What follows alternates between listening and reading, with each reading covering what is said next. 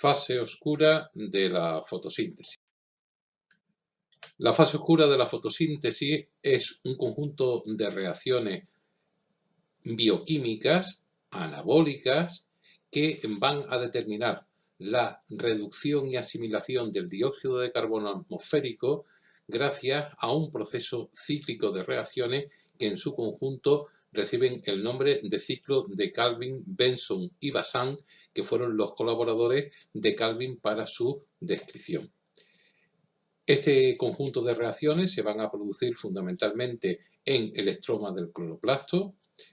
Se dan tanto en presencia como en ausencia de luz, de ahí el nombre de fase oscura de la fotosíntesis, aunque si bien no depende directamente de la presencia o ausencia de la luz, sí indirectamente porque hay algunas enzimas del ciclo de Calvin que funcionan de una manera más eficaz cuando están con luz. Me estoy refiriendo en concreto a la primera enzima que vamos a describir, que es la enzima rubisco, que tiene un mayor rendimiento enzimático cuando está en presencia que no en ausencia de luz. Y estas reacciones del ciclo de Calvin tienen la característica de que son unas reacciones muy endergónicas, son unas reacciones típicas anabólicas porque necesitan gran cantidad de energía. Esa gran cantidad de energía en las células vegetales no la obtienen de las mitocondrias, sino que la obtienen de las reacciones previas a esta fase oscura que ya hemos estudiado, que son las reacciones lumínicas de la fotosíntesis. Esa gran energía en forma de moléculas reducidas y en forma de ATP hacen posible que el dióxido de carbono se integre, se asimila, se reduzca en este conjunto de reacciones cíclicas y nos terminen dando una triosa. Dos triosas terminan dando una glucosa. Aquí tenemos este esquema donde partimos de 6 moléculas de dióxido de carbono. Esas moléculas de dióxido de carbono, gracias a unas reacciones cíclicas anabólicas, se asimilan en un ciclo que se llama ciclo de Calvin, ciclo que es un ciclo muy endergónico que necesita gran cantidad de energía en forma de ATP y de moléculas reducidas que hemos obtenido previamente de las reacciones lumínicas de la fotosíntesis y que al final estas 6 moléculas de dióxido de carbono se integran en moléculas de glucosa y una cierta cantidad de agua. Estas son, o esto es en conjunto, sería la definición de lo que ocurre en la fase oscura de la fotosíntesis. El ciclo de Calvin, como ya hemos dicho, es un ciclo de reacciones donde los metabolitos se van engarzando, similar a lo que ya hemos estudiado para el ciclo de Krebs, y se desarrolla en 3 fases consecutivas. Una primera fase que se llama fase de carboxilación o fase de fijación, una segunda fase que es la fase de reducción, y una tercera y última fase que es la fase de regeneración. Esos nombres se les dan a cada fase de la fotosíntesis atendiendo a los procesos metabólicos fundamentales que se van a dar en cada una de ellas. Lo vemos en un esquema. Aquí tenemos representado el ciclo de Calvin, donde hemos puesto los metabolitos más importantes y hemos dicho que este ciclo de Calvin se puede resumir en 3 fases muy distintas. La primera fase, que es fase de fijación, que es esta que tenemos aquí, donde el dióxido de carbono se va a fijar a una molécula que es la ribulosa 1,5-difosfato, y va a dar origen a un compuesto que se llama ácido 3-fosfoglicérico. Bueno, pues esta primera fase se llama fase de fijación porque lo que se va a fijar es el dióxido de carbono a esa azúcar de 5 átomos de carbono que es la ribulosa. En la segunda fase, pues en la segunda fase lo que va a hacer es una fase de consumir energía fundamentalmente en forma de ATP y en forma de moléculas reducidas. Gracias a ese consumo de energía hacemos que el ácido 3-fosfoglicérico se va a reducir a fosfogliceraldehído, que es este compuesto a partir del cual obtenemos triosas y hexosas para la síntesis de glucosa. Por eso esta fase se llama fase de reducción. ¿Por qué? Porque lo que vamos a hacer es consumir parte de la energía en forma de ATP o de moléculas reducidas. La tercera fase es la fase de regeneración, por la cual el fosfogliceraldehído, que no hemos utilizado en formar las otras moléculas, regeneran la ribulosa 1,5-difosfato y empieza nuevamente el ciclo desde su comienzo fijando más moléculas de dióxido de carbono. Estudiemos los fenómenos bioquímicos más importantes que se van a dar en cada una de esas fases. Fase de carboxilación. Pues la fase de carboxilación comienza con la fijación del dióxido de carbono atmosférico, del CO2 atmosférico, mediante un proceso que se llama carboxilación a un azúcar de 5 átomos de carbono que se llama ribulosa 1,5-bifosfato. Esta primera reacción, que es una reacción muy estudiada, está catalizada por una enzima que ya hemos nombrado, que se llama enzima rubisco, rubilosa difosfato carboxilasa oxidada, y lo que va a originar es un compuesto de 6 átomos de carbono, porque 5 que tiene la ribulosa más un carbono que tiene el dióxido de carbono me da un compuesto de 6 átomos de carbono, pero ese compuesto de 6 átomos de carbono es muy inestable y se escinde, se parte, se descompone de manera espontánea en 2 moléculas de 3 átomos de carbono. Cada una de esas moléculas recibe el nombre de ácido 3-fosfoglicérico. Y esa es la primera fase, que es la fase de carboxilación, en la cual hemos fijado mediante una carboxilación el dióxido de carbono a una molécula de 5 átomos de carbono, que es la ribulosa 1,5-bifosfato. Hemos obtenido una de 6 átomos de carbono, que es totalmente inestable, y se nos escinde espontáneamente a 2 moléculas de 3 átomos de carbono de ácido 3-fosfoglicérico. Vamos a verlo en este ciclo de Calvin que vamos a ir construyendo paso a paso. El primer compuesto que tenemos es el dióxido de carbono, que tiene un carbono. El segundo compuesto, que es al que se va a fijar, al que va a carboxilar, la ribulosa 1,5-bifosfato, que tiene 5 átomos de carbono. Cuando yo uno una molécula de dióxido de carbono a una molécula de ribulosa 1,5-difosfato, lo que obtengo es un compuesto inestable de 6 átomos de carbono que rápidamente se escinde a un compuesto de 3 átomos de carbono, que es el ácido 3-fosfoglicérico. Dos puntualizaciones en este esquema. Primero, igual que en el ciclo de Krebs, todos los profesores de biología de bachillerato nos hemos puesto de acuerdo que no hay que saberse ninguna fórmula, pero sí hay que saberse bien el nombre de los metabolitos, el número de átomos de carbono que tiene cada uno de esos metabolitos, lo que entra y lo que sale en cada una de esas reacciones, y en este caso lo que es importante es también saber el número de moléculas. ¿Por qué es importante saber el número de moléculas? Porque mirad, lo que va a conseguir la fotosíntesis al final es que unamos 3 moléculas de dióxido de carbono y obtengamos una triosa, que es la mitad de una glucosa. Luego, yo para obtener una molécula, una triosa, necesito que el ciclo de Calvin se dé 3 veces de manera consecutiva para que nos dé esta triosa. Por eso decimos que 3 moléculas de dióxido de carbono se integran con 3 moléculas de ribulosa 1,5-bifosfato y me dan 3 moléculas de un compuesto inestable de 6 átomos de carbono. Mire usted, si yo tengo 3 moléculas de un compuesto de 6 átomos de carbono y cada uno de ellos se parte en 2, se escinde en 2 y voy a obtener 2 moléculas de 3 átomos de carbono por cada una de 6, si son 3, al final, ¿qué voy a obtener? Pues voy a obtener 6 moléculas de 3 átomos de carbono de un metabolito intermediario que se llama ácido 3-fosfoglicérico. Y con eso hemos carboxilado, tenemos la primera fase, fase de fijación del dióxido de carbono. La segunda fase dijimos que era la fase de reducción, que era la fase de gasto energético. ¿Por qué? Porque el 3-fosfogliceraldehído que hemos cogido y que hemos obtenido de la fase de fijación va a ser inicialmente fosforilado, es decir, que le vamos a añadir un fosfato y se va a convertir en ácido 1,3-bifosfoglicérico. Oiga, mire usted, ¿y dónde obtengo el fosfato? Pues el fosfato lo voy a obtener del ATP.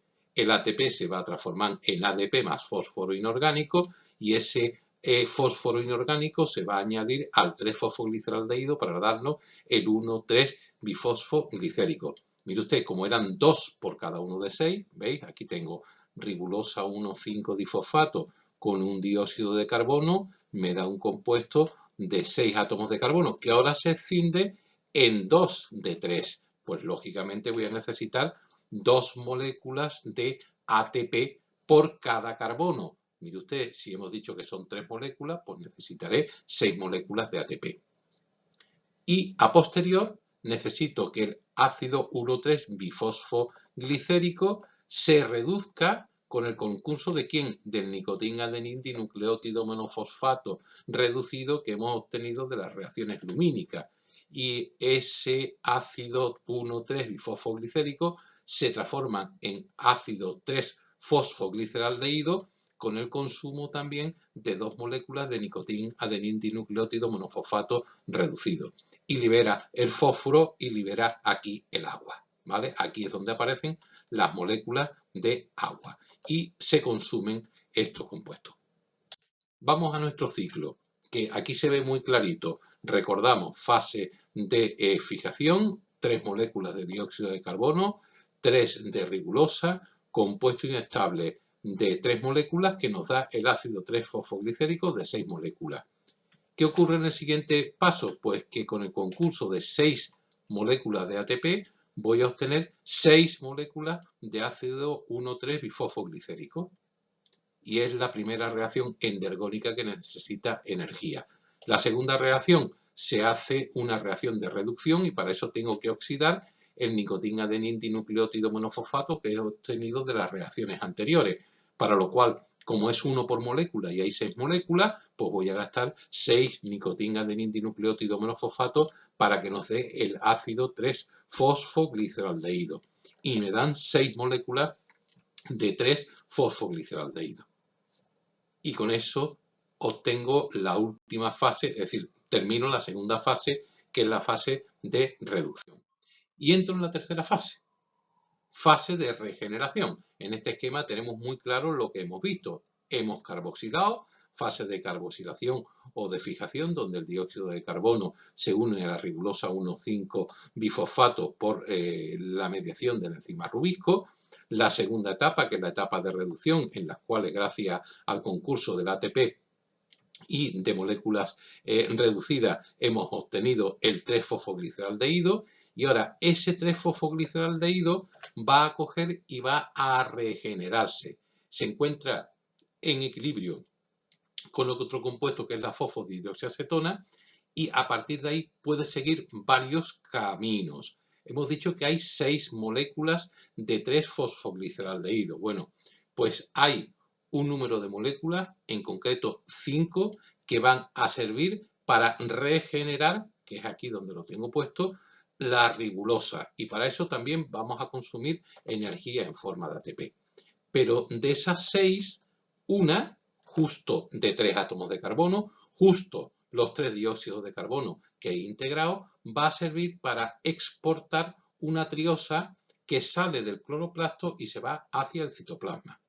O inclusive si me sobra alguna triosa, algún fosfogliceraldehído, pues puedo hacer la biosíntesis en el interior del cloroplasto de almidón, de fructosa, de aminoácidos, de ácidos grasos. Pero eso en caso de que no sobre. Es decir, que de las 3 vías, las 2 más importantes es regenerar la ribulosa y la exportación al citoplasma de triosa. Hemos dicho 3 caminos en la fase de regeneración. El más importante, que es el objetivo final del ciclo de Calvin, exportar triosas fosfatos al citoplasma. Y una vez que yo tengo la triosa en el citoplasma, gracias a unas reacciones inversas al proceso glucolítico, recordad que cuando explicamos la glucólisis dijimos que era un proceso anfibólico, que tanto se podía dar desde glucosa hasta ácido pirúvico, como desde ácido pirúvico hasta glucosa. Bueno, pues aquí tenéis por qué es anfibólico, porque las triosas fosfatos que se obtienen en las células vegetales del cloroplasto, siguiendo la vía inversa a la glucólisis, se transforma en glucosa. Y eso hemos dicho que lo hacemos con una triosa. Las otras 5 regeneramos la ribulosa 1,5-difosfato con gasto de ATP y volvemos a obtener el metabolito inicial para volver a iniciar el ciclo de Calvin. Recordad que hemos regenerado y empezamos nuevamente. Y lo que nos sobre, si es que nos sobra algo, pues se va a servir para sintetizar ácidos grasos, aminoácidos, fructosa bifosfato, formar almidón, como reserva a partir de las triosas que restan. Vamos a verlo en nuestro esquema.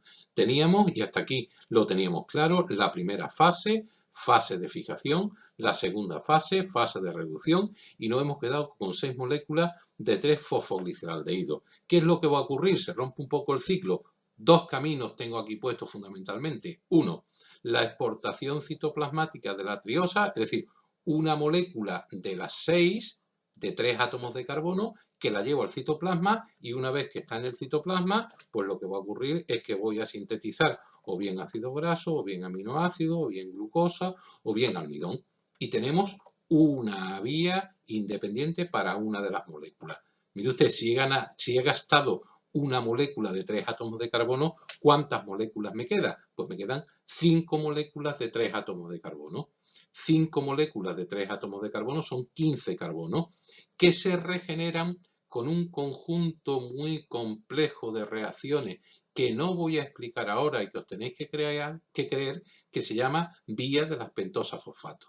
Bueno, pues con esa vía de las pentosas fosfato, las 5 moléculas de 3 átomos de carbono se convierten en 3 moléculas de 5 átomos de carbono. 5 por 3, 15, que son los mismos 15 átomos de carbono. Es decir, que 5 moléculas de 3-fosfogliceraldehído se convierten en 3 moléculas de ribulosa 5-fosfato.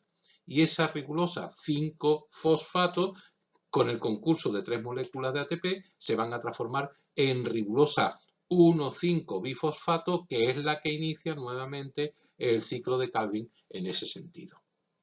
Por lo tanto, veis que para que se pueda obtener, para que se puedan integrar 3 moléculas de dióxido de carbono y obtener una triosa, hemos tenido que gastar 6 ATP, 9 ATP y 6 NADPH. Fácil, si yo ahora pregunto cuánta energía necesita un ciclo de Calvin para sintetizar una molécula de glucosa, todos vosotros sabéis que la glucosa son 2 moléculas de 3 átomos de carbono, son 6 átomos de carbono, pues muy fácil, son 6, 3 son 9, pues serían el doble, 18 ATP, 6 NADPH, pues sería el doble, 12 nicotín adenina dinucleótido reducido. Y eso es la energía que consume, la energía endergónica que necesita el ciclo de Calvin. Si vemos este esquema, vamos a resumir las fases que ya hemos explicado, pero en este caso para asimilar una sola molécula de dióxido de carbono. Hemos dicho que el ciclo de Calvin tiene 3 fases. La primera fase, que es la fase de fijación, partimos del metabolito, que es la ribulosa 1,5-bifosfato, fija el dióxido de carbono, una molécula de dióxido de carbono, y nos da 3-fosfoglicerato. Pero veis que son 2 moléculas. ¿Por qué? Porque una molécula de 5 átomos de carbono más un carbono da una molécula de 6 átomos de carbono totalmente inestable que espontáneamente se escinde en 2 moléculas de 3 átomos de carbono, que es el 3-fosfoglicérico. Ese ácido 3-fosfoglicérico entra en la segunda fase, que es una fase de reducción, fase típicamente endergónica, en la cual va a necesitar energía en forma de ATP y en forma de moléculas reducidas. Y gracias a estas moléculas de ATP y de moléculas reducidas va a transformar esta triosa de ácido 3-fosfoglicerato en 3-fosfogliceraldehído. 2 moléculas de 3-fosfogliceraldehído, porque hemos dicho que se ha escindido. Y con esa molécula ya reducida va a entrar en la siguiente fase, que es la fase de regeneración, que tiene 2 caminos. O bien hacer que ese carbono reducido produzca energía y sintetice un determinado azúcar, o bien que regenere por una vía, como hemos dicho, muy compleja, inversa a las pentosas fosfato, la ribulosa 5-fosfato, que para que se convierta en 1,5-bifosfato debemos consumir otro ATP. Por tanto, veis, tenéis aquí perfectamente explicado y resumido lo que es el ciclo de Krebs, en el cual, tenemos perfectamente resumido lo que es el ciclo de Calvin, en el cual vamos a integrar, en este caso, una sola molécula de dióxido de carbono y para ello vamos a consumir 2 más 1, 3 ATP más 2 moléculas de nicotin-adenin dinucleótido monofosfato reducido. En definitiva, la ecuación general de la fase oscura es que, partiendo del dióxido de carbono atmosférico y moléculas reducidas y energía de las reacciones lumínicas, vamos a obtener glucosa y los metabolitos para que a partir de las reacciones lumínicas volvamos a recargar con energía lumínica estos coenzimas. Si lo queremos poner pues ya un poquito más cerrado con números, pues 6 moléculas de dióxido de carbono que se asimilen en 6 ciclos de Calvin, pues nos van a dar una molécula de glucosa y para eso tenemos que consumir 12 moléculas de nicotin-adenin dinucleótido monofosfato reducido y 18 moléculas de ATP. En resumen, pues tenéis ahí todo el proceso fotosintético ya visto de manera conjunta. Os acordáis que había dos tipos de reacciones. Las primeras reacciones, que son las reacciones lumínicas, que se dan fundamentalmente en las membranas tilacoidales y gracias a las cuales la luz del Sol con el único metabolito inicial, sustrato inicial, que sería el agua, nos va a producir oxígeno y energía en forma de ATP y moléculas reducidas. Esas moléculas de ATP y moléculas reducidas van a salir del tilacoide hacia el estroma del cloroplasto y en el estroma del cloroplasto se produce la fase oscura de la fotosíntesis, que es el ciclo de Krebs, gracias al cual se integra el dióxido de carbono y nos va a dar como producto el azúcar, la glucosa, la triosa para obtener energía a partir de él. Tenéis todo el resumen de todas las fases de la fotosíntesis.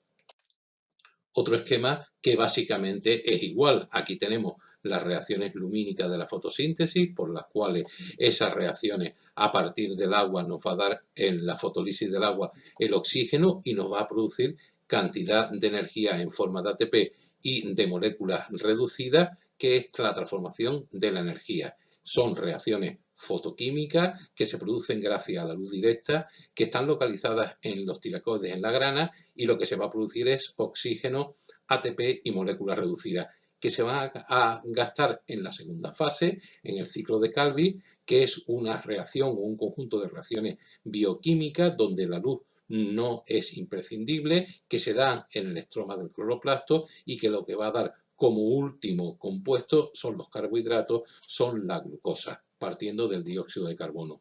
Otro esquema muy clarito donde se ve de conjunto lo que es el proceso de la fotosíntesis. Lo mismo que en este esquema, que os lo pongo porque ha caído en alguna ocasión en selectividad, donde me está diciendo que la luz del sol incide sobre los fotosistemas, hace la fotólisis del agua, que es la que nos va a dar el oxígeno, y nos va a dar moléculas de alto contenido energético que se van a gastar en las reacciones oscuras de la fotosíntesis, gracias a las cuales asimilan, fijan el dióxido de carbono y lo que va a producir al final es la exportación de las triosas fosfato que van al exterior, al citoplasma de la célula vegetal para formar por una vía inversa a la glucólisis, glucosa. En resumen, el final de la fase lumínica, como hemos dicho, es a partir de 12 moléculas de agua obtener 6 de oxígeno y cantidad de energía suficiente en forma de ATP y moléculas reducidas, y en la fase oscura, partiendo de 6 moléculas de dióxido de carbono, obtenemos una de glucosa más 6 de agua. En global, el dióxido de carbono más el agua, que serían los sustratos iniciales de la fotosíntesis, nos van a dar como productos finales el oxígeno y la glucosa, que serían los productos resultantes de esta reacción. ¿Cómo hacemos el balance energético de la fotosíntesis? Pues mirad, no es un balance energético tan fácil de hacer ni tan cuadrado como nos salió el balance energético del ciclo de Krebs. En este caso voy a empezar de una manera artificiosa y vamos a empezar la casa por el final. Mirad, ¿qué cantidad de energía necesito yo para sintetizar una molécula de glucosa? Pues ya hemos dicho, hemos estudiado el ciclo de Calvin en su totalidad y hemos visto que para poder reducir 6 dióxidos de carbono y obtener una molécula de glucosa, vamos a obtener o vamos a necesitar 12 moléculas de nicotina adenindinucleótido monofosfato reducido y 18 moléculas de ATP. Mire usted, eso lo tengo que obtener previamente de las reacciones lumínicas. ¿Qué cantidad de agua necesitaré para que me obtenga las 12 moléculas de nicotina adenindinucleótido? Pues mire usted, como mínimo necesito 24 moléculas de agua porque al final voy a obtener 12, es decir, que tener que tener una molécula de agua por cada nicotina adenindinucleótido que utilice, pero como recupero 12 al final, pues tendremos 24. Las 24 moléculas de agua con la luz del sol, con la energía solar, nos va a rentar la mitad de 12, que serían 6 oxígenos, puesto que los otros oxígenos están aquí, serían 6 de oxígeno, 24 moléculas de ATP y 12 de nicotina adenindinucleótido monofosfato reducido. Por lo tanto, esto sería aproximadamente el balance energético, porque alguno me dirá, Manolo, que aquí sobran 6 ATP. Bueno, pues es una renta positiva que va dejando la fotosíntesis a favor o que después se puede hacer pues para acumular la glucosa en forma de almidón, la síntesis de ácidos grasos o bien para sintetizar determinados aminoácidos. Es una energía de superávit que se va a utilizar en el mismo proceso fotosintético. Esto es lo mismo, pero expresado de otra manera, en la cual, sabéis, hemos visto en el esquema que he puesto que para el consumo de un ciclo de Calvin, es decir, que para la reducción de una sola molécula de dióxido de carbono necesito 3 ATPs y 2 nicotina adenindinucleótido monofosfato reducido.